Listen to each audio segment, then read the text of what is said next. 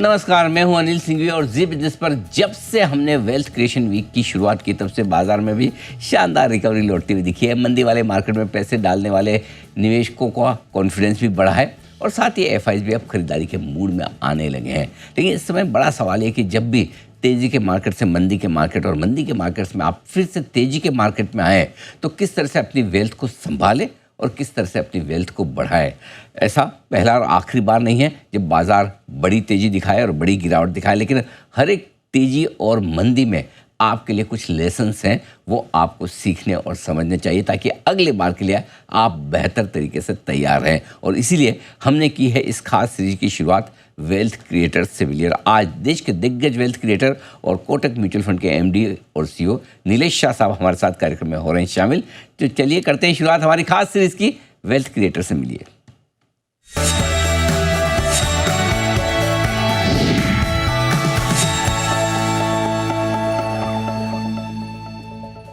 एक gold medallist chartered accountant और 35 साल से ज़्यादा का बाजार का लंबा गहरा अनुभव रखने वाला वो शख्स जो करियर की शुरुआत अपनी डेट मार्केट से करके इक्विटी मार्केट और उसके बाद फंड मैनेजमेंट को अपना प्रोफेशन बनाए, ऐसे नीलेश शाह साहब हमारे साथ कार्यक्रम में हो चुके हैं शामिल। नीलेश भाई, जब आपने शुरुआत की थी करियर की तो आपने सोचा था कि कभी आप अपने करियर में इतनी वेल्थ बनते हुए देखेंगे कि इतना बड़ा मार्केट हो जाएगा, इतनी बड़ी इकोनॉमी हो जाएगी, इस तरह की वेल्थ निवेशकों की बनेगी? नहीं अनिल भाई, ये कभी सपने में भी नहीं सोचा था कि भारत $4 ट्रिलियन इकोनॉमी बनेगा, सेंसेक्स 80,000 के ऊपर होगा, निफ्टी 23,000 के ऊपर होगा। ये सपनों से भी आगे था। लेकिन क्या वाकई में वेल्थ क्रिएशन के मामले में हम बड़ा और लंबा नहीं सोच पाते? ये आम मतलब निवेशकों के साथ है, फंड मैनेजर के साथ है, बाजार के सबके लोगों के साथ है कि इतना लंबा देखना और सोचना आसान काम नहीं? एकदम बिल्कुल अनिल भाई। पेसिमिस्ट है ना, वो बहुत इंटेलिजेंट साउंड करता है और पैसा तो ऑप्टिमिस्ट ही बनाता है। तो पिछले 10 साल में भारत ने 10वीं नंबर की अर्थव्यवस्था से 5वीं नंबर की अर्थव्यवस्था बन गए। राइट। और परसेंटेज टर्म में 2 ट्रिलियन इकोनॉमी 4 ट्रिलियन कर दी, जो दुनिया में सबसे ज़्यादा है। इसके बावजूद अगर आप पढ़े व्हाट्सएप के मैसेज, सोशल मीडिया के मैसेज, अपने न्यूज़पेपर की हेडलाइन, हमें तो यही लगा कि ये 10 साल भारत ने बिगाड़ दिए हैं, जबकि ये दुनिया का सबसे हाईएस्ट ग्रोथ था परसेंटेज टर्म्स में और हमारी सबसे बड़ी छलांग थी 10 से 5 नंबर पे पहुंचने की। तो एक वो बचपन में किस्सा सुना था, बंदे ने 99 मार्क्स स्कोर किए, घर पे दौड़ा दौड़ा गया, स्कूल में फर्स्ट आया, 99 मार्क्स स्कोर किए। माता ने यही पूछा, बेटा 1 मार्क कहाँ पे खो के आया? तो हमारे जो क्रिटिक्स है सब चाइनीज मॉम, इंडियन मॉम की तरह है, 1 मार्क कहाँ गया बस वही देखते हैं। बात तो सही है, 99 आ गए तो 1 क्यों रह गया? लेकिन फिर क्या लग रहा है आपको, क्या हमारी इकोनॉमी जो है वो टेस्ट मैच की तरह है या 2020? और 2020 भी वो वाला नहीं जो 2 देशों के बीच में होता, IPL वाला 2020 वो अलग ही है एकदम। हमारी टेस्ट मैच वाली इनिंग है। एक डेमोक्रेटिक कंट्री है तो सबको साथ मिला के हमें आगे बढ़ना है। लैंड रिफॉर्म करना ज़रूरी है, लेकिन किसान नाराज़ नहीं कर सकते। लेबर रिफॉर्म करने ज़रूरी है, बट वोट बैंक का ध्यान रखना पड़ता है। जुडिशल रिफॉर्म्स की ज़रूरत है, बट इंडिपेंडेंस ऑफ जुडिशरी संभालनी है।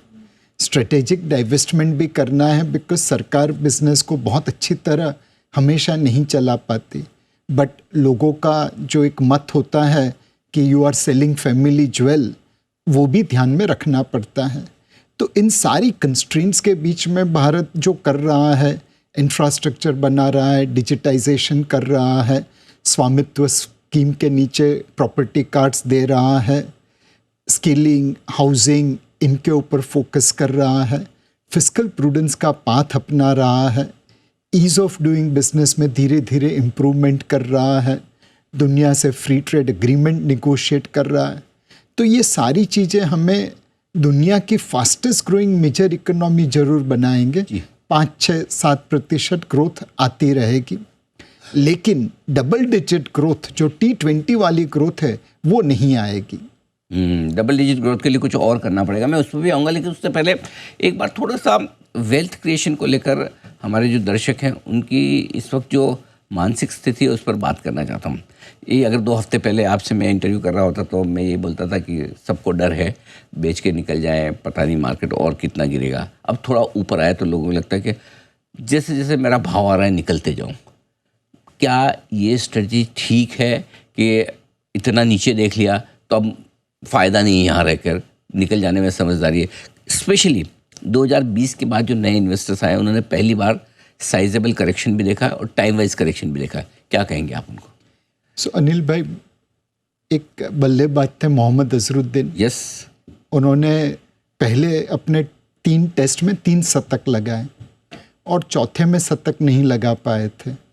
तभी किसी ने ये कहा कि मोहम्मद अजहरुद्दीन बेकार बैट्समैन है। नहीं, सबने यही कहा कि 3 शतक मारे, विश्व कीर्तिमान स्थापित किया, ये तो लंबी रेस का घोड़ा है, अब तो चलता ही रहेगा। एंड मोहम्मद अजहरुद्दीन ने इतनी अच्छी इनिंग्स खेली, इतनी अच्छी फील्डिंग करी। यस। तो हमारे सेंसेक्स और निफ्टी ने पिछले 9 कैलेंडर साल में पॉजिटिव रिटर्न दिया है। दुनिया के बहुत कम stock market and stock index है जिसके पास ये कीर्तिमान होगा। अब 10वें साल में अगर वो नहीं रिटर्न दे तो क्या आप ये कहेंगे कि ये बेकार इंडेक्स है?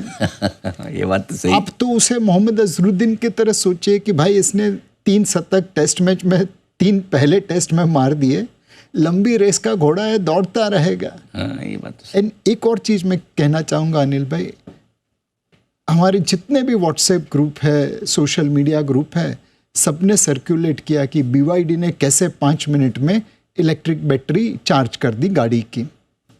उसी समय मैंने कई व्हाट्सएप ग्रुप में डाला कि एक भारतीय कंपनी है जिसने 15 मिनट में ट्रक की बैटरी चार्ज कर दी एक्सपोनेंट करके। एक वो वायरल ही नहीं हुआ, दूसरा लोगों ने उसके ऊपर कोई कमेंट भी नहीं डाली। तो मतलब कई बार ऐसा लगता है कि घर की मुर्गी दाल बराबर। सही बात है। भारत ने अच्छा किया, नहीं, इसमें तो कुछ खराबी होगी। चाइना ने अच्छा किया तो 100% सही होगा।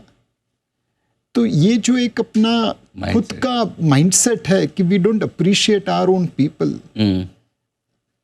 तो ये दोनों चीज़ों की वजह से मैं यही कहूँगा निवेशकों से कि भारत लंबी रेस का घोड़ा है, इसके ऊपर आप निवेश करिए तो लंबी अवधि के लिए करिए। ये 4 ट्रिलियन की इकोनॉमी कभी 10 ट्रिलियन होगी, कभी 20 ट्रिलियन होगी, कभी 30 ट्रिलियन होगी, उसके लिए निवेश करिए, नहीं कि 4 की 4.5 ट्रिलियन हो रही है। बिल्कुल ठीक बात है। और आपने कहा वो एग्जांपल एकदम सही कि अगर अजहरुद्दीन साहब 3 सेंचुरी बनाकर चौथी में नाच भी चले, सिमिलरली तेंदुलकर साहब है, कितने वर्ल्ड रिकॉर्ड बनाए, कई बार 0 पे भी आउट हुए हैं। या अमिताभ बच्चन कई सारी फ्लॉप फिल्में भी दी है, लेकिन ओवरऑल रिकॉर्ड देखिए। बाकी सब छोड़ो, अभी ताज़ा ताज़ा हमारे शर्मा जी, हाँ लोगों को लग रहा था कि रिटायर हो जाए, वो चैंपियंस ट्रॉफी जिता के लाए, राइट। सो कहीं न कहीं ये चीज़ समझनी पड़ेगी, हर रोज, हर वक्त, हर साल मार्केट बढ़ नहीं सकती। ये आपने बहुत form is temporary, class is permanent. बिल्कुल। तो क्लास इंडियन मार्केट की, इंडियन इकोनॉमी की परमानेंट है, बीच बीच में फॉर्म थोड़ी बहुत ऊपर नीचे हो जाती है। लेकिन अब जब इस तरह का फॉल आ जाए तो 2 चीज़ें बहुत ज़रूरी है, एक पोर्टफोलियो को बचाना और दूसरा पोर्टफोलियो को बनाना। पहले बचाने की बात करते हैं, कैसे बचाएं? वो तो है ही है, ऑल फॉल डाउन, गिरेंगे तो सब गिरेंगे, भाईचारा बहुत है हमारा आपस में, ये एक गिरा तो दूसरा भी गिरता है। लेकिन ऐसे में माइंडसेट और पोर्टफोलियो दोनों की बैलेंसिंग कैसे करें?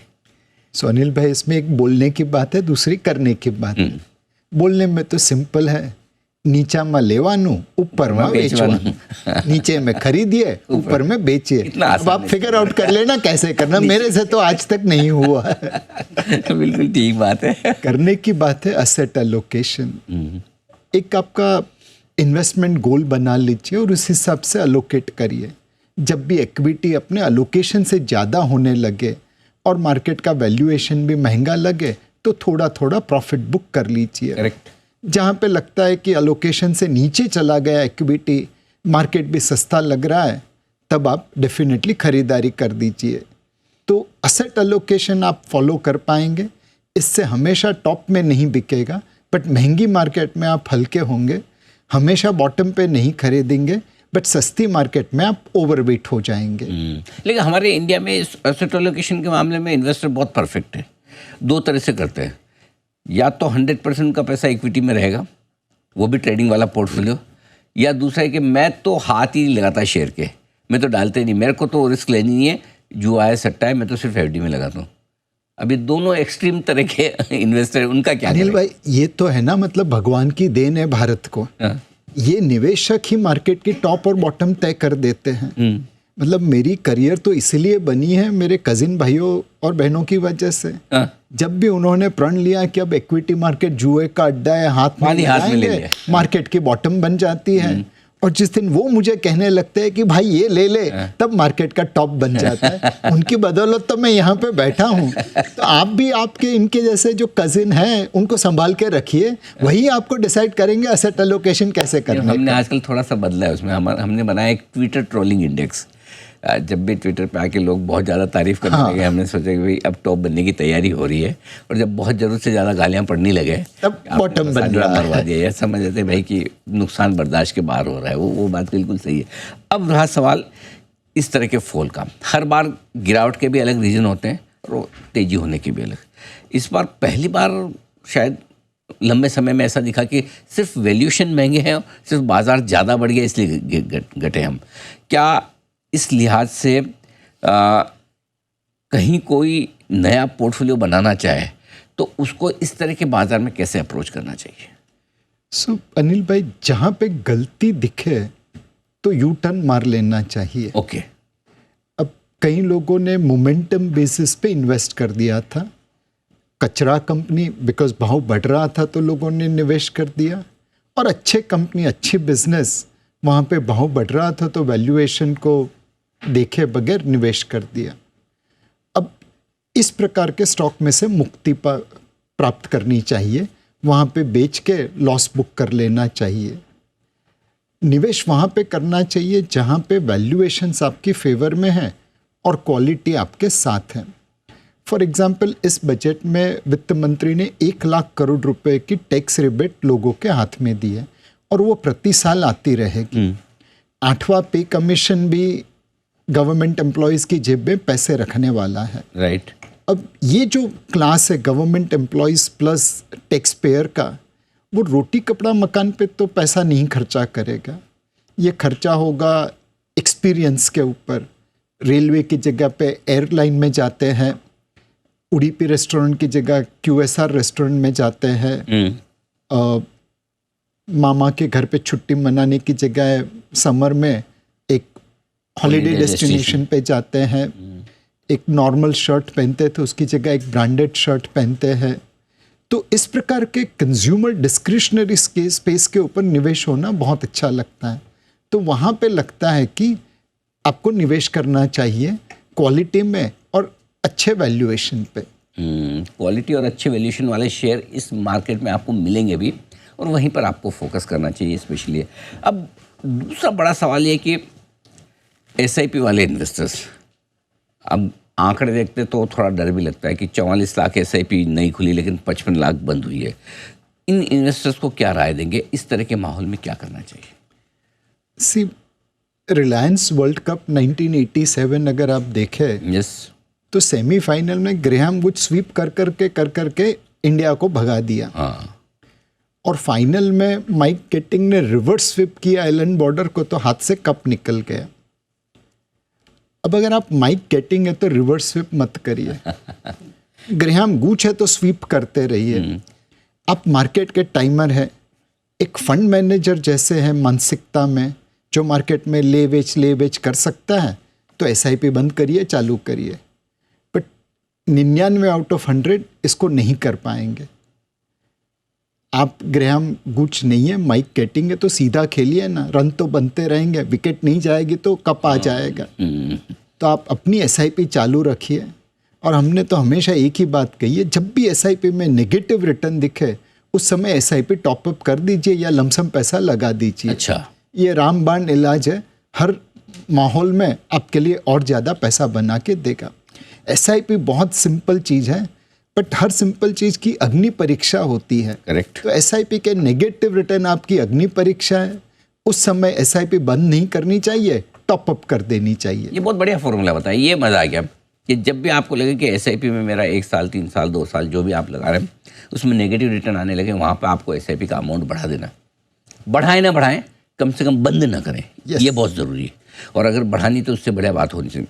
एक और चीज़, कई बार हम जब कहते हैं कि जब भी तेज़ी होती है और तेज़ी के बाद मंदी होती है तो लीडरशिप बदलती है। अब आम इन्वेस्टर के लिए तो लीडरशिप बदलना, पहचानना बड़ा मुश्किल काम है, इजी नहीं है।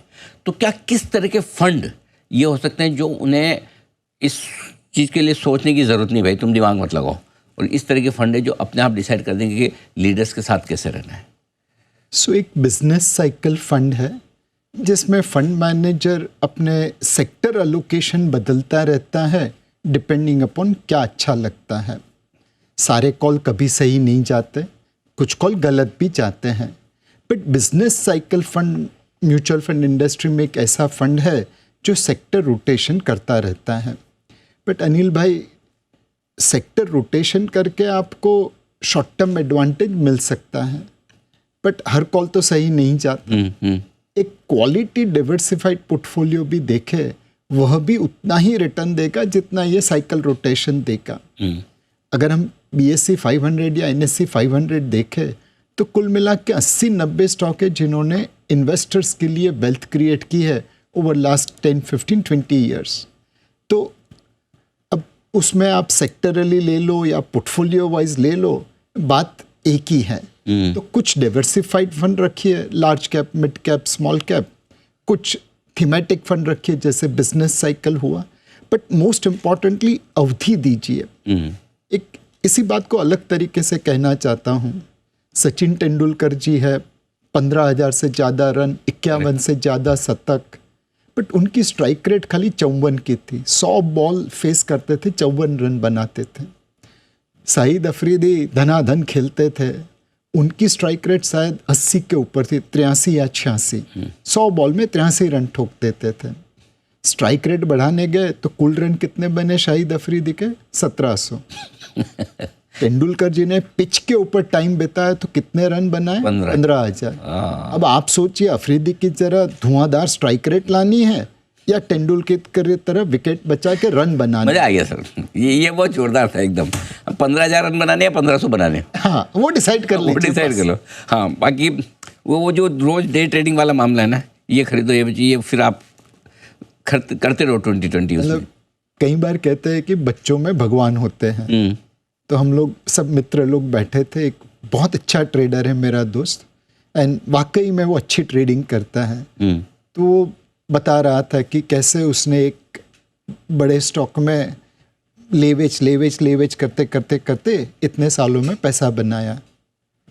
उसके बेटे ने बोला कि पापा, इससे अच्छा लेके बैठे रहते तो ज़्यादा पैसा बनता ना। अच्छा। तो बच्चों में भगवान का रूप है, भगवान आके उसको समझा गए। हाँ, एक्चुअली ये हुआ है। आप ये सितंबर के बाद भले ठीक है हम कमज़ोर हो छोड़ दो, लेकिन पिछले 1.5-2 साल में तो जो कम समझदार थे या उन्होंने ही किसी समझदार पे भरोसा किया, जिनको मार्केट की कम समझ थी, किसी समझदार पे भरोसा किया, लेकर बैठे रहे, उनके पैसे ज़्यादा बन गए। एब्सोल्यूट। हाँ, तो कई बार ये होता है कि कुछ ना करने से पैसे ज़्यादा बनते हैं। यस। अब आइए, आपने एसेट एलोकेशन की बात की, तो इस तरह के मार्केट में किस तरह का एसेट एलोकेशन फॉलो करना चाहिए? क्योंकि एक तरफ इक्विटी मरी पड़ी है, गोल्ड एकदम चमक रहा है, डेट में भी मौके बढ़िया है, तो आपके हिसाब से क्या अप्रोच होनी चाहिए? मेरे हिसाब से इक्विटी में इस वक्त न्यूट्रल वेट होना चाहिए और लंबी अवधि का पैसा लगना चाहिए।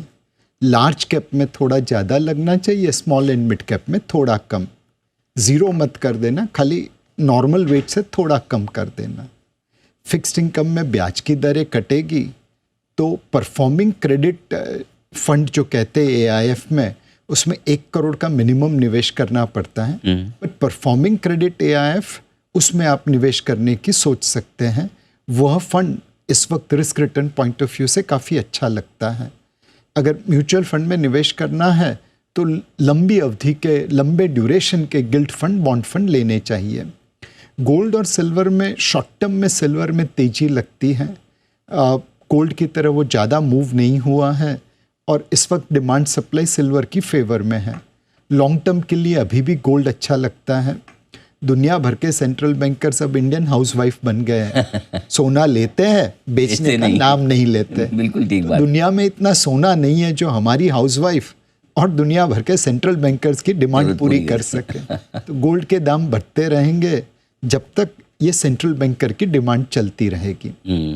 यानी कि पैसे सब जगह बनेंगे। पैसे सब जगह बनेंगे, आपको खाली समय देना पड़ेगा। बिल्कुल ठीक बात। अच्छा, समय देने की जहाँ तक बात है, पिछले 4 साल 5 साल लोगों ने समय ट्रेडिंग में काफ़ी दिया है और एक्सपीरियंस भी कर लिया। अब पिछले 4-5 महीनों से अब समझ में आ रहा है कि ट्रेडिंग से इन्वेस्टमेंट वाली यात्रा कैसे होनी चाहिए। जो नए निवेशक हैं और जो पुराने निवेशक कई बार तेजी मंदी के साइकिल देख चुके हैं लेकिन फिर भी हिल जाते हैं। नए निवेशक जिन्होंने पहली बार देखा है, उनके लिए क्या गुरु मंत्र है वेल्थ क्रिएशन के, क्या करना चाहिए अब आगे यहाँ से? सर, ऐसे एंटरप्रेन्योर के ऊपर आप निवेश करिए जो देश और दुनिया दोनों में लड़ने के काबिल है। टेक्नोलॉजी बहुत बड़ा डिसरप्शन कर रही है। आर्टिफिशियल इंटेलिजेंस, मशीन लर्निंग, ये आके कौन से बिजनेस को इम्पैक्ट नहीं करेगी ये कहना मुश्किल है। तो हमें तो ऐसे एंटरप्रेन्योर चाहिए जो इस वेव को राइड कर सकें, इस मोजे के अंदर डूबने नहीं चाहिए। तो just focus on building entrepreneur. And मतलब अनिल भाई, अपने देश में टैलेंट की कमी नहीं है। कुछ बच्चों ने नॉर्थ इंडिया में एक रॉकेट इंजन बना दिया 60 लाख रुपए के अंदर, इंजीनियरिंग पढ़ते पढ़ते। उसका जो प्रोटोटाइप हुआ उसमें 4500 न्यूटन की थर्स्ट बता दी। सक्सेसफुल रॉकेट इंजन जो कमर्शियल हो वो 25,000 न्यूटन का थर्स्ट रखता है। कल को उठ के ये बच्चे इंजीनियर बन जाएंगे, 60 लाख से 60 करोड़ की पैसे रेज कर पाएंगे तो 25,000 न्यूटन वाला इंजन भी बना देंगे। तो इस प्रकार के एंटरप्रेन्योर्स को आपको सपोर्ट करना है। आपके आसपास भी है, लिस्टेड कंपनीज में भी है, अनलिस्टेड सेगमेंट में भी है। भारत में उद्योगपति को, बिजनेसमैन को अगर आप सपोर्ट करेंगे, उनके साथ पार्टनरशिप करेंगे तो पैसा बनेगा। और उनके साथ पार्टनरशिप करने का तरीका यही है कि अगर लिस्टेड कंपनियां तो जाहिर सी बात है आप शेयर खरीद के उनके पार्टनर बन सकते हैं। ये ना सोचें कि मैं शेयर खरीद रहा हूँ, ये सोचें कि उनके बिजनेस में पार्टनर बन रहा हूँ। तब जाकर आप लंबे समय के लिए भी सोचेंगे, हर रोज का भाव भी नहीं देखेंगे, 5, 10, 15 साल का व्यू रखेंगे और तब वो बिजनेस आपको बड़ा पैसा बना कर देगा। ये कुछ बेहतरीन गुरु मंत्र आए हैं नीलेश भाई की तरफ से। नीलेश भाई, बहुत बहुत धन्यवाद आपका अनुभव हमें बताने के लिए, और उम्मीद करता हूँ कि हमारे जो थोड़े से डरे हुए निवेशक हैं उन्हें आपके इस अनुभव से और आपके इस मार्गदर्शन से बहुत फ़ायदा होगा। Thank you so much sir. Thank you Anil भाई। तो आज के इस खास कार्यक्रम में इतना ही। मुझे दीजिए इजाज़त। नमस्कार।